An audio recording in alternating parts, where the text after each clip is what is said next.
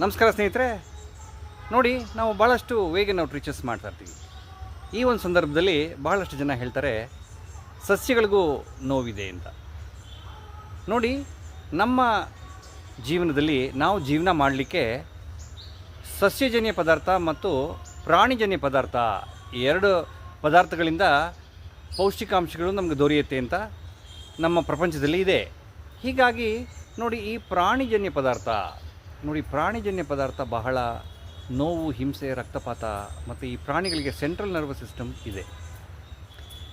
ಹಾಗಾಗಿ ನೋಡಿ, ಎಲ್ಲ ಪ್ರಾಣಿಗಳಿಗೆ ಕಣ್ಣು, ಮೂಗು, ಜನನೇಂದ್ರಿಯ, ಜಠರ, ಹೃದಯ, ಶ್ವಾಸಕೋಶ ಇವೆಲ್ಲ ಮನುಷ್ಯರ ಥರನೇ ಇದೆ ಅಲ್ವಾ? ಬಹಳಷ್ಟು ಮನುಷ್ಯರಿಗೆ ಸಿಮಿಲಾರಿಟೀಸು, ತುಂಬ ಮನುಷ್ಯನಿಗೆ ಹತ್ತಿರವಾದದ್ದು ಅಂದರೆ ಪ್ರಾಣಿಗಳು. ಹಾಗಾಗಿ ನಮಗೆ ಎರಡು ಚಾಯ್ಸಲ್ಲಿ ನಾವು ಬೆಸ್ಟ್ ಚಾಯ್ಸ್ ನಾವೇನು ಮಾಡ್ಬೋದು ಅಂದರೆ ಸಸ್ಯಜನ್ಯ ಪದಾರ್ಥದಲ್ಲಿ ಎಲ್ಲ ನ್ಯೂಟ್ರಿಷನ್ ಇದೆ. ನೋಡಿ, ಸಸ್ಯಜನ್ಯ ಪದಾರ್ಥನೂ ಎಕ್ಸ್ಪ್ಲಾಯ್ಟೇಷನ್ನೇ ಆಗುತ್ತೆ ಅಂತ ಹೇಳೋದಾದರೆ ನಾವು ಮಿನಿಮಮ್ ಎಕ್ಸ್ಪ್ಲಾಯ್ಟೇಷನ್ ಮಾಡಬೇಕು. Vegans are always aiming at the minimum exploitation. What is the minimum exploitation? Minimum exploitation ಏನು ಅಂದರೆ ನಾವು ಸಸ್ಯಜನ್ಯ ಆಹಾರವನ್ನು ನಾವು ತಿನ್ನುವಂಥದ್ದು.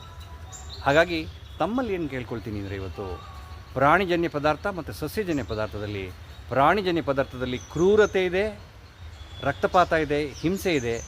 ಸಸ್ಯಜನ್ಯ ಪದಾರ್ಥ ಒಂದೇ ಆಪ್ಷನ್ ಇರೋದು ನೀವು ಕನ್ಸ್ಯೂಮ್ ಮಾಡಲಿಕ್ಕೆ. ಹಾಗಾಗಿ ಸಸ್ಯಜನ್ಯ ಪದಾರ್ಥವನ್ನು ತಾವೆಲ್ಲ ಕನ್ಸ್ಯೂಮ್ ಮಾಡಬೇಕು. ತಾವೆಲ್ಲರೂ ಕರುಣಾವಂತರಾಗಬೇಕು. ತಾವೆಲ್ಲರೂ ವೇಗನಾಗಬೇಕು. ನಮಸ್ಕಾರ.